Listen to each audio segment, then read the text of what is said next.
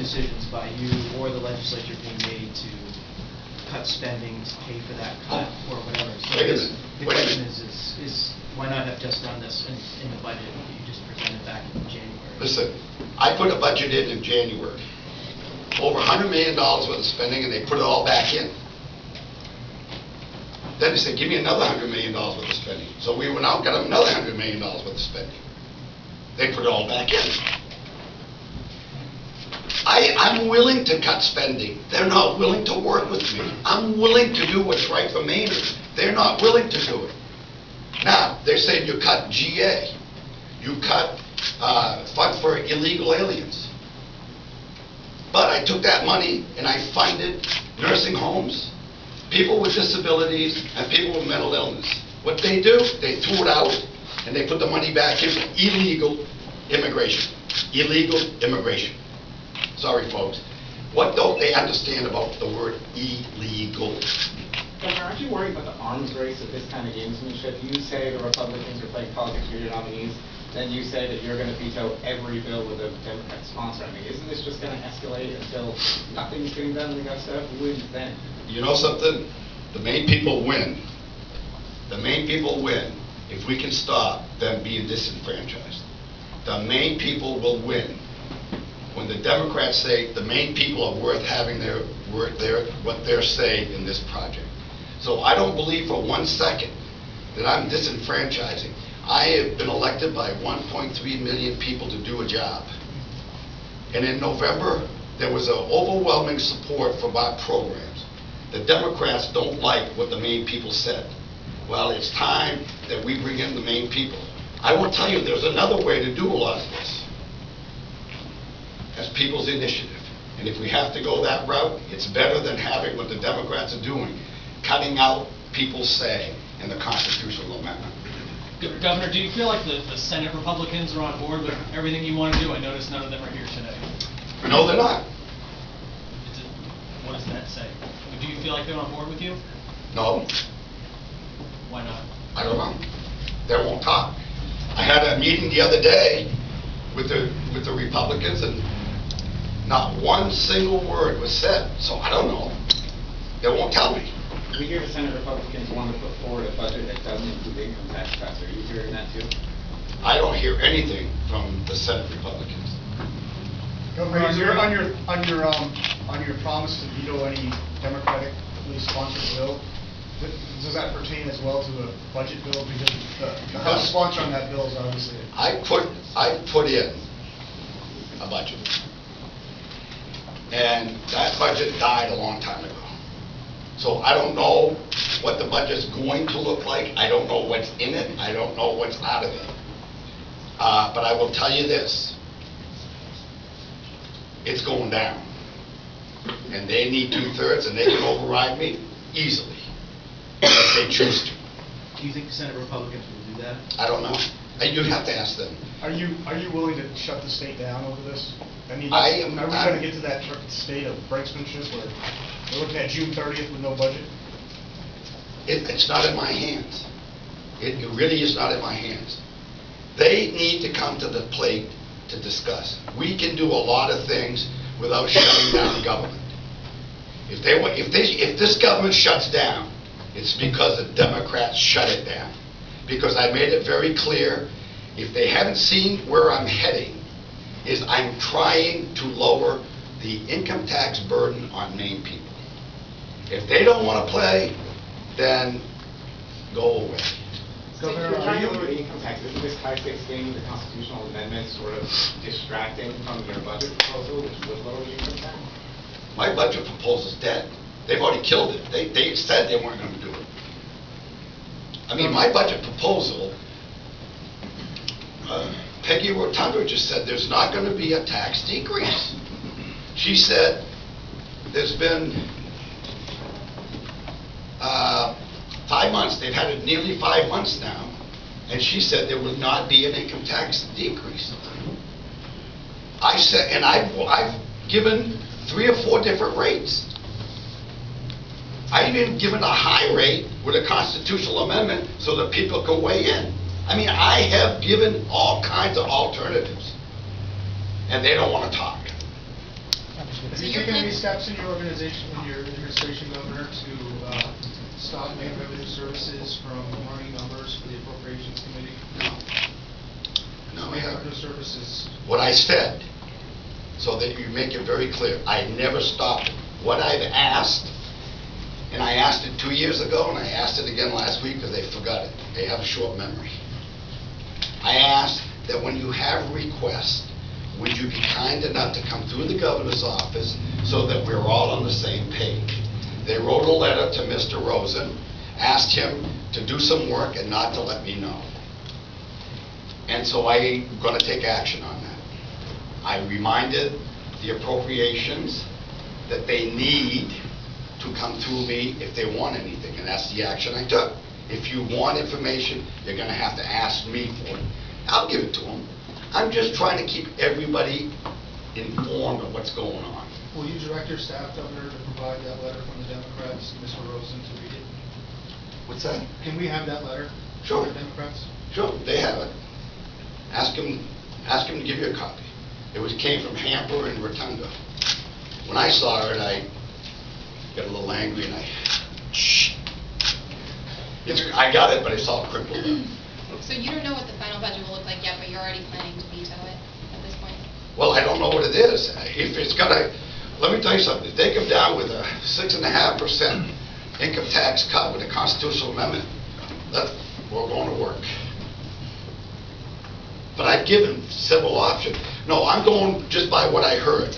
Peggy Rotundo, who is chair for the Democratic Party on that committee, said there would be no tax cuts. And I'm saying if there are no tax cuts, it's not going by my desk. Then it's going to have a 2/3 vote. And I'm fine with that. Governor, I was outside of your office. I mean, to answer that even clearer, there was only one time since I've been governor that we haven't had a 2/3 budget. That was the very first budget. And I did that trying to give them an olive branch to work together, and they never listened. Governor, I was outside of your office on Wednesday evening, and I noticed that the Appropriations Committee, the Republican members and Republican leadership, including the Senate, went into the cabinet room presumably to talk to you. I mean, what was the nature of those discussions? It's about a budget, telling them that that's when I heard the comment from Peggy Rotundo, and I said, come on guys, we've been working so hard. We've had this budget up there since January. In the waning hours of the session, you say there's not going to be tax cuts? And that's when Representative Fredette was very clear that he's working hard to get a tax cut, and that's the same meeting that I heard not one single word from the Senate. Senate Republicans, you mean? Yes. Have you had a meeting with the leadership in both caucuses or not? What's that? Have you met with both leadership in both caucuses? Well, that last Wednesday night we did, and that's, Democrats were there as well? no, Republicans. But Republican caucus. you haven't brought the speaker and the chairs and leaders? I will tell you something. I've been working with the speaker now for 3 years. And every single time that we have a discussion, we've been having breakfast once a month. Every single time that we have breakfast, I ask him some questions, and he says he will get back to me. And folks, he has never one time gotten back to me. So 2 weeks ago, I asked my staff to go see if he would give me an answer on the PUC nominee, and I still didn't get an answer. So, no, I have not had any further meetings. I don't see why. I mean, I know what the answer is. I'll get back to you. What happens if the Democrats dig in their heels, despite what you're saying? Well, that's their problem. Look, it's a free country. They have a group of people up there. They're three equal but separate branches of government. I cannot do anything without an appropriation. So they don't appropriate. It's their decision. I'm not going to tell them what to do. I'm only going to tell you what I can do if it comes to me. If it comes to, like, every single budget has gone 2/3. What's going to be different?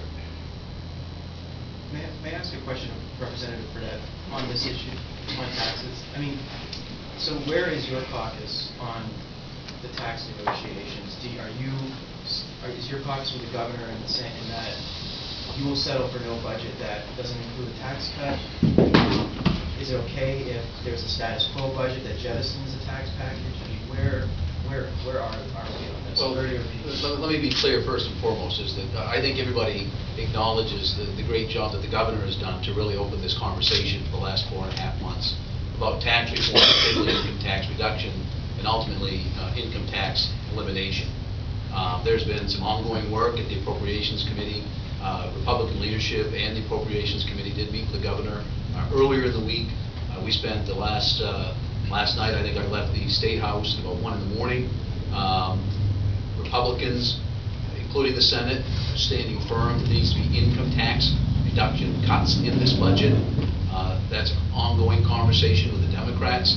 But the governor has made it clear to us that people from Maine Revenue Services are available upon providing a request to his office. And so we are already locked and loaded to work through a difficult process. There's plenty of time to get this budget done. I think you might hear from Democrats, we need to have a budget done tomorrow. But that's, if you look at the math, does not need to get done tomorrow. What we really need to do is settle in, look at the tax structure, sales and income, and say, where can we move Maine forward, as the governor has said, towards reducing the income tax? Because it's a real issue. Other states are out there doing this. I think we can be more competitive. We can bring jobs to Maine, businesses to Maine, if we can do that. Conversations that we had last night, along with Senate Republicans, were that we were working together on income tax reductions as part of this package. So, Senator, for that, you say that the Senate Republicans are with you on income tax cuts. If that's the case, why wouldn't they tell the governor that? Why aren't they here telling us that now or any other time?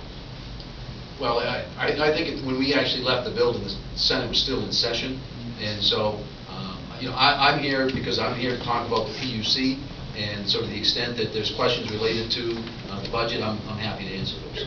Governor, Yes. one of the parts of your budget that, as I understand it, it really looks to try to level out revenue for the state so that we're not in these swings dependent on the income tax. Yeah. Has that been overlooked in the overall discussion? I know you guys were focused on reducing the tax burden, but there was one point where Democrats were on board with saying, we need to find a more stable way to fund state government so they're not going from deficit to deficit or shortfall to shortfall. Right. Is that What is that people true? say- That's an important part of your plan? Yes, it is a very important part of my plan. But what people say is one thing. What people do is where the rubber hits the road. I will tell you what the Democrats don't want to see. There's about 400 jobs that have not been filled for several years. Since I've been here, we've operated fine without them. In fact, I will argue that we're getting more efficient, more effective. They will argue that I'm going in and I'm violating FOIA laws. That's the mistrust between the two groups. I don't do that, never will, never will, because that's not how I manage. That's not my style. My style is I give them what I'd like them to see, what I'd like to see done. If they do it, they get kudos. If they don't, I give them one shot at it. And if they come back, they don't get it the second time, then I find a way to change them. That's how I operate. You saw that with the community college president. Now, what happens is these 400 jobs, they leave them in the budget. And they say, if we have a surplus at the end of the year, we can go spend it. Last 2 years, I spent $163 million on July 1 because of this surplus we have. Instead of putting it into the rainy day fund, they spent it. That is particularly strong. I've seen that happen the last 2 years to Senator Hill and Representative Lewison, Rotunda. What they do is they don't want to have an efficient, effective, and accountable government. They simply don't want to. If they want to, they would be sitting in my office and we'd be talking about it. But they don't want to do that. They'd rather try to sell the Blaine house, rather try to take my pension away. They'd rather do that kind of behavior, embarrass a world-class PUC potential commissioner, than to sit down and do the work of the people. Now, there's all kinds of arguments they make in rhetoric. But the fact of the matter is, last night, they were talking about 3 more people for the Secretary of State. I have been asking for 8 MDA agents for years. I'm just looking this morning, there was 4 arrests this week. 2 weeks ago, in fact, this morning I gave Representative Fredette a couple of roadside stops by state troopers. One is a gentleman was going 94 miles an hour on the highway. He got stopped. Officer went up, got his information, went back to write it up. When he came back, he had overdosed. So they called the emergency people in. They gave him a shot of Narcan, I guess it is. It was the second shot that week. It was the second Narcan shot that week. That 10th shot since January. That 10th. And my friends on the other side of the aisle don't see the problem. They say, well, we want more money in treatment. Okay? In 2011, there was $7.6 million spent on treatment. Last year, 17. When is it enough? When are we going after the bad guys? When are we going to go after the bad guys? I'm not looking to put the users in jail because, frankly, we don't have enough room in our jails. I'm looking to go for the traffickers. I want the traffickers. I don't care about the users. We'll get them in a clinical therapy, and that can be dealt with if they choose to. But I don't know, when is Narcan enough? Is it 20 shots, 30 shots? We all know that someday the odds are going to be against this person, and they're going to miss it. When's that going to happen? Governor, going back to the budget, you're laying a lot of the blame on the Democrats, but it's pretty clear that there's a big division within your own party, especially in the Senate Republicans. You say that, but they're not here to defend themselves. I think that's an appropriate question. Next. You told us that they wouldn't talk to you.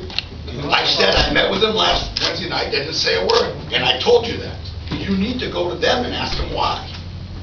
They're not here, so I can't speak. How do you see this playing out? I mean, what are the odds that you're going to get a budget that has at least some income? This is what's going to happen. The Democrats are going to do what the Democrats do, and I have no clue what's going to happen. But I will tell you this. No income tax. I will put out a personal initiative, a people's initiative, and I'm going to go after it in the next 2 years. The Republicans from the House are here. I've had several House Republicans tell me they can't go with the sales tax expansion part of your tax program. Okay. Representative Fredette, am I correct there that you've got a lot of people in your caucus who don't like that part of the governor's tax plan, even though they want a income tax decrease? Yeah, I mean, I think the key here, first and foremost, is for House Republicans is the complete and total support of the governor's quest to reduce the income tax. It is a question then of how you get there. I think there's ongoing conversations. There's differences of opinion as to how that gets done, whether or not it's raising the sales tax or expanding the sales tax. There's multiple ways to do that, including reducing cost, expenditures in the budget, which we've been very vocal about. So I think that's an ongoing conversation. I think the important piece here is setting your priority, and the priority is supporting income tax reduction. Okay. Governor, I would like to to weigh in on that question, if you don't mind. The state of Maine rides on a 3-legged stool. Okay? 3-legged stool is very comfortable. You sit there, it doesn't move forward, doesn't move backwards, doesn't move sideways. It's very stable. But the problem is it doesn't move forward. I want to go to a 2-legged bicycle. And we pedal forward, and we don't look back. I want to pedal for prosperity. Now, people will say they don't agree with expanding the sales tax. I will tell you, you can lower the you can lower the income tax without increasing the sales tax. Yes. My purpose of doing it the way I did was to let all of the Mainers know up front that in order to go to a bike from a 3-legged stool, the income tax, by making it exempt, to completely eliminate it, you're going to have a sales tax, broaden it, and increase it. Believe me, folks, Mike Allen and I and Richard Rosen and my staff worked countless hours to try to get it to zero without touching the sales tax. If there's a human here, unless you get 60 or 70 million people through the state every year, it can't be done. It's not going to happen. So we went to the next best thing. We expanded the sales tax. We did eliminate revenue sharing. Revenue sharing is $62.5 million, and the income tax is $1.2 billion with a B, and another $100 million for corporate, reducing the corporate. The reducing of the corporate is not the primary goal, the secondary goal is to make us competitive in New England. That was the purpose there. We're not competitive in New England, we're the highest. I don't see how we can become competitive in New England if they go by New Hampshire, where they have none, and they face us. So it's trying to balance everything and bring the economy up. There are other bills, and they haven't even looked at, is interest-free loans to students and the repayback of loans. I think that's great to bring back young people. The debt tax brings back, I've already had several phone calls of people that tell me, you get I have one gentleman said, I'm waiting for the budget to be settled to decide which state I'm going to be a resident in. Another gentleman said, you get it passed by July 1, I'll be back home with my assets. So, folks, we can argue all day long on what's going to make a prosperous economy. That the Democrats believe in redistribution. I believe in free market. I believe, however, that job creators that pay huge money are not governments. The job creators are the ones that are going to boost the economy, and it's only good if you can get it here. Governor, you're really shocked, surprised a lot of people with the breadth of your tax reform proposal and your budget proposal. And I'm just wondering why we didn't hear anything about that during campaign this year. Where the hell were you? I'm sorry, but I campaigned for 14 months on lowering and getting rid of the income tax. Yeah, but the sales tax expansion is what surprised a lot of people. Well, I understand that, and I tried to just explain that. I mean, I wanted to go with no tax, and I thought we could do a lot more cutting. I really do. I think right now, I'll tell you right now, $250 million off the top in education. Take your education system, and you don't need 127 superintendents for 180,000 kids. When I go around the country saying that to other governors, they laugh in my face. They think I'm nuts. A superintendent in Maine, the average superintendent has less than what an average high school would have for students. So, I mean, I've been talking about getting rid of the income tax since 2011 when I hit it. The first thing I hit was that. Then I said I could pay the hospitals without increasing taxes. I remember Jeff McCabe, who's here in the room, saying that I could not do that. It was impossible. I remember one of the candidates saying, in trying to say that, I was lying to Maine people. It's been done. You've said over and over again, though, that you won't support any tax increases in veto letters and in campaign stops. And my question was that